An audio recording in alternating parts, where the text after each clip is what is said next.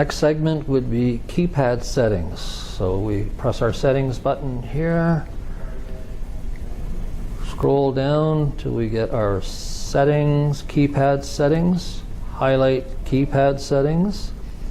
It'll give you the option of changing your temperature units from Fahrenheit to Celsius. We press number 2 to change it from Celsius to Fahrenheit. Languages, next option down, using the arrow key, you can use English, you can use Svenska, Norsk, Deutsch, Netherlands, Polski, Espanol, Francais, Anglais. Set it using your number 2 key will lock it into place.